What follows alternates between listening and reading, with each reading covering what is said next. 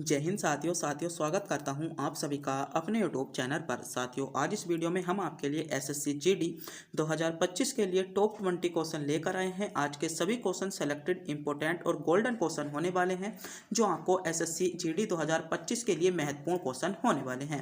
तो मेरे प्यारे साथियों, अगर आप भी एसएससी जीडी 2025 की तैयारी कर रहे हो तो इस वीडियो को पूरा ध्यान से जरूर देखिएगा, क्योंकि आज का प्रत्येक क्वेश्चन आपके लिए सेलेक्टेड क्वेश्चन होगा। और आज जो इस क्वेश्चनों में से सही करने का टारगेट दिया जाता है, आपको 15 सही क्वेश्चन करने का टारगेट दिया जाता है। देखते हैं इन 20 क्वेश्चनों में से कितने बच्चे ऐसे हैं जो इन 15 क्वेश्चनों को सही कर पाते हैं। तो बिना टाइम गवाए करते हैं वीडियो को स्टार्ट। आपका पहला क्वेश्चन देखते हैं। आपका पहला क्वेश्चन है, India after Gandhi, India after Gandhi कथा इतिहास किसके लिखी है? जो आपसे क्वेश्चन पूछा गया है, इंडिया आफ्टर गांधी जो कथा इतिहास है, यह किसने लिखी है? ऑप्शन है रूपा बाजवा ने, आपका मालती राव ने, अरुंधति राव ने या रामचंद्र गुहा ने। तो क्वेश्चन पूछा गया है इंडियन आफ्टर गांधी, यानी भारत, गांधी के बाद का भारत, गांधी के बाद का भारत आपकी जो रचना है वह आपकी किसने लिखी है? तो किसने लिखी है? आपका सही जवाब होगा रामचंद्र गुहा ने। किसने लिखी है? रामचंद्र गुहा ने लिखी है, यानी डी विकल्प इसमें आपका करेक्ट जवाब हो जाएगा। आपका टारगेट है 15 क्वेश्चन का। मेरे प्यारे साथियों, अगर आप भी इन क्वेश्चनों का जवाब जानते हैं तो हमारे बताने से पहले कमेंट बॉक्स में भी इन क्वेश्चनों का जवाब आप बता सकते हैं। अगला क्वेश्चन है, नोबेल पुरस्कार विजेता कौशल सत्यार्थी निम्नलिखित में से किस संगठन से जुड़े थे? ऑप्शन है एसओएस गांव से, बाल राहत और आप से, बचपन बचाओ आंदोलन से या बेटी बचाओ बेटी पढ़ाओ आंदोलन से। क्वेश्चन पूछा है नोबेल पुरस्कार विजेता कैलाश सत्यार्थी, कैलाश सत्यार्थी आपके इनमें से किस आंदोलन से जुड़े थे? तो कैलाश सत्यार्थी जो जुड़े थे वह आपके बचपन बचाओ आंदोलन से जुड़े थे। कौन सा? बचपन बचाओ आंदोलन से जुड़े थे। आपके लिए इंपॉर्टेंट क्वेश्चन था एसएससी जीडी के लिए, आपको पता होना चाहिए। सी विकल्प इसका आपका करेक्ट जवाब हो जाएगा।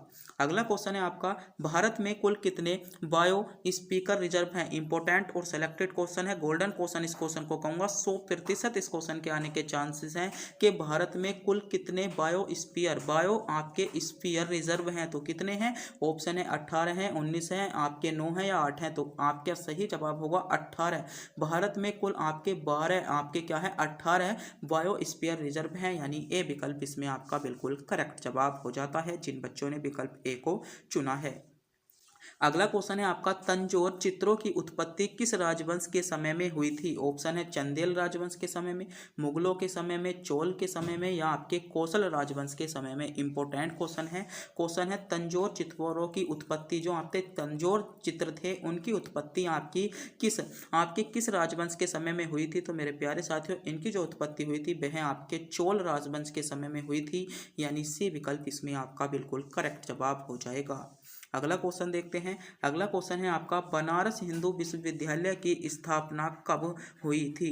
ऑप्शन है 1916 में, 1919 में, 1918 में या 1921 में। तो बनारस हिंदू विश्वविद्यालय आपसे क्वेश्चन पूछा गया है, बनारस हिंदू विश्वविद्यालय की जो स्थापना की गई थी मेरे प्यारे साथियों, आपको पता होना चाहिए आपकी 1916 में की थी। और इसके संस्थापक कौन थे? तो मदन मोहन मालवीय ने इसकी स्थापना 1916 में की थी, यानी ए विकल्प आपका बिल्कुल करेक्ट जवाब हो जाएगा। अगला क्वेश्चन देखते हैं। अगला क्वेश्चन आपके लिए सिलेक्टेड क्वेश्चन है, भारतीय संविधान में फोर्स फॉर द पोर्ट का प्रावधान किस संविधान से अपनाया गया है? ऑप्शन है आयरलैंड के संविधान से, फ्रांस के संविधान से, ब्रिटेन के संविधान से या अमेरिका के संविधान से। इंपॉर्टेंट क्वेश्चन है आपके लिए और बहुत ही ज़्यादा सेलेक्टेड क्वेश्चन भी होने वाला है कि भारतीय संविधान में फोर्स फॉर द पोर्ट आपका जो है यह प्रावधान आपका कौन से संविधान से लिया गया है? तो कौन सा संविधान है? आपका सही जवाब होगा ये आपका ब्रिटेन के संविधान से लिया गया है, यानी सी विकल्प इसमें आपका बिल्कुल करेक्ट जवाब होगा, जिन बच्चों ने विकल्प सी को चुना है। अगला क्वेश्चन है आपका, मानव अधिकार की सार्वभौमिक घोषणा यूडीएचआर एक ऐतिहासिक दस्तावेज है जिसके संयुक्त राष्ट्र द्वारा अपनाया गया था, यानी इसे संयुक्त राष्ट्र द्वारा कब अपनाया गया? ऑप्शन है 1 जनवरी 1948 को, 1 दिसंबर 1948 को, 31 दिसंबर 1945 को या 10 दिसंबर 1948 को। तो मानव अधिकार की सार्वभौम घोषणा का एक ऐतिहासिक दस्तावेज है, इसे संयुक्त राष्ट्र द्वारा कब अपनाया गया? तो संयुक्त राष्ट्र द्वारा जो अपनाया गया था वह मेरे प्यारे साथियों आपका 10 दिसंबर 1948 को अपनाया गया, यानी इसमें डी विकल्प आपका बिल्कुल करेक्ट जवाब हो जाता है। जिन बच्चों ने विकल्प डी को चुना है बिल्कुल सही चुना है, डी विकल्प की ओर जाने वाले सभी बच्चों का जवाब बिल्कुल करेक्ट जवाब होगा। अगला क्वेश्चन है आपका, निम्नलिखित में से किस महाद्वीप में मंगोलिया देश से घृणा करता है? निम्नलिखित में से कौन सा महाद्वीप में मंगोलिया देश से घृणा करता है? ऑप्शन है आपका एशिया महाद्वीप, अंटार्कटिका महाद्वीप, अफ्रीका महाद्वीप या यूरोप महाद्वीप। तो कौन सा महाद्वीप हो जाएगा? तो एशिया महाद्वीप इसमें आपका बिल्कुल ए सही जवाब हो जाएगा।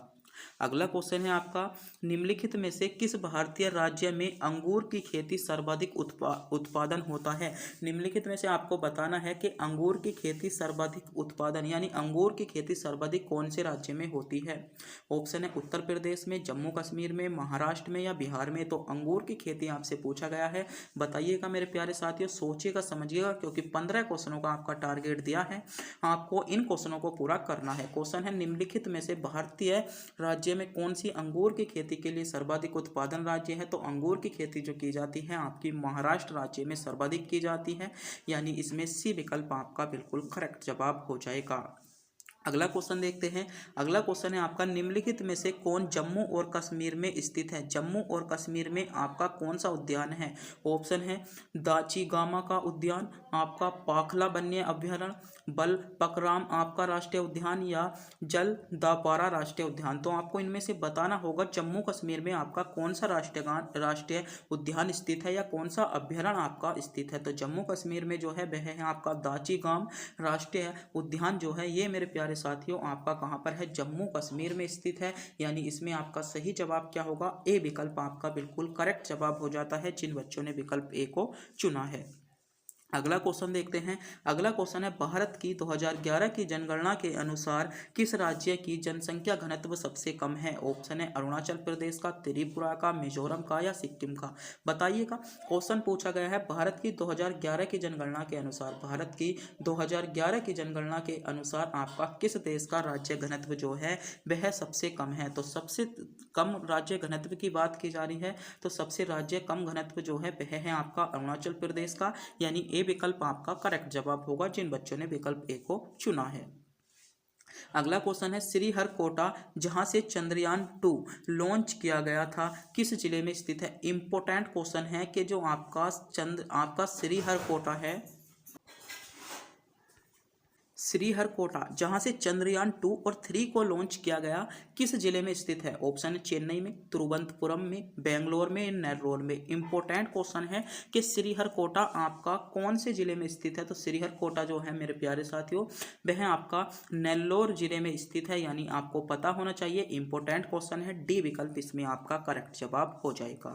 अगला क्वेश्चन है आपका, कौन सा संयुक्त राष्ट्र सतत विकास लक्ष्य जिम्मेदार खपत और उत्पादन के लिए सर्वाधिक है? ऑप्शन ये है आपके एसडीजी आपका 12, एसडीजी 13, एसडीजी आपका 10 या एसडीजी आपका 17। तो कौन सा संयुक्त राष्ट्र सतत विकास के लक्ष्य जिम्मेदार खपत और उत्पादन से संबंधित है? तो एसडीजी 12 आपका संबंधित है, आपको पता होना चाहिए। ए विकल्प आपका करेक्ट जवाब होगा।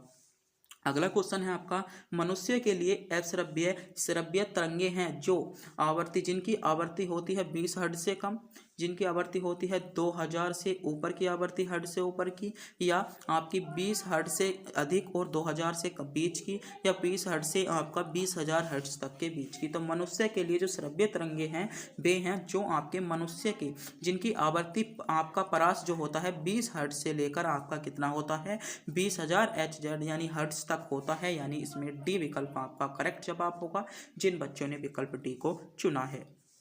अगला क्वेश्चन देखते हैं। अगला क्वेश्चन है आपका, निम्नलिखित में से किस मिश्र धातु में टीन नहीं होता? ऑप्शन है आपके गन मेटल में, बैल धातु में, पीतल में या आपका पीतल। दो ऑप्शनों में दिया गया है। क्वेश्चन है मिश्र धातु में आपका टीन नहीं होता, तो टीन कौन सी मिश्र धातु में नहीं होता?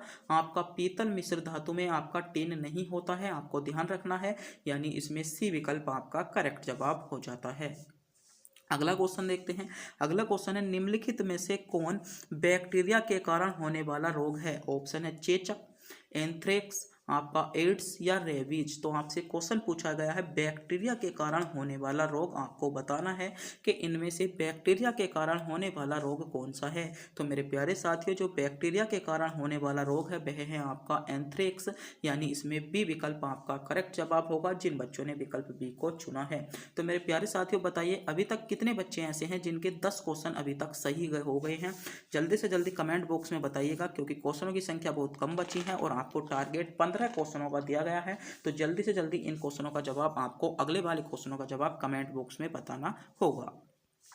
अगला क्वेश्चन है मानव रक्त का सामान्य प्रकुचन दाब है। ऑप्शन है 8 mmHg, आपका 130 mmHg, 120 mmHg, या आपका कितना है 110 mmHg। बताइएगा, क्वेश्चन पूछा गया है मानव रक्त का जो सामान्य है आपका प्रकुचन दाब है वह कितना है, तो 120 mmHg है, यानी इसमें सी विकल्प आपका करेक्ट जवाब होगा। आपको पता होना चाहिए, इंपॉर्टेंट क्वेश्चन है आपके लिए।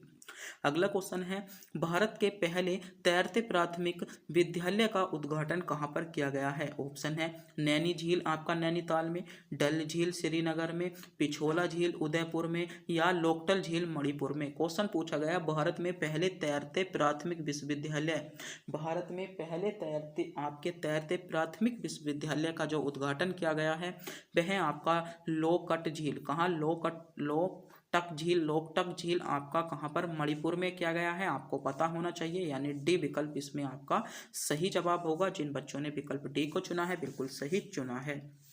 अगला क्वेश्चन देखते हैं। अगला क्वेश्चन है आपका निम्नलिखित में से कौन कौन कंप्यूटर के लिए आउटपुट डिवाइस नहीं है। तो कंप्यूटर के लिए आउटपुट डिवाइस आपका प्रिंटर, स्कैनर, आपका प्रोजेक्टर या मॉनिटर। तो कंप्यूटर के लिए आउटपुट डिवाइस नहीं है, तो आउटपुट जो डिवाइस नहीं है वह है आपका स्कैनर। स्कैनर आपका इनपुट डिवाइस है, आपका आउटपुट डिवाइस नहीं है, यानी बी विकल्प इसमें आपका सही जवाब हो जाता है, जिन बच्चों ने विकल्प बी को चुना है। अगला क्वेश्चन है भारत में वर्ष का सबसे छोटा दिन किस तारीख को रहने की संभावना है। तो भारत में जो वर्ष का सबसे छोटा दिन रहता है, ऑप्शन है 15 मार्च को, 22 दिसंबर को, 23 अक्टूबर को, या 22 जून को। तो भारत में वर्ष का सबसे छोटा दिन किस तारीख को रहने की संभावना है, जल्दी से जल्दी बताइएगा। तो भारत में जो सबसे छोटा दिन रहने की संभावना रहती है वह आपकी 22 कब रहती है। आपका सही जवाब होगा 22, क्या होगा 22 मार्च है या 22 दिसंबर, तो 22 दिसंबर को आपका सबसे छोटा दिन रहता है, यानी सी विकल्प इसमें आपका सही जवाब होगा। अगला क्वेश्चन है भारत किस वर्ष संयुक्त राष्ट्र में शामिल हुआ था।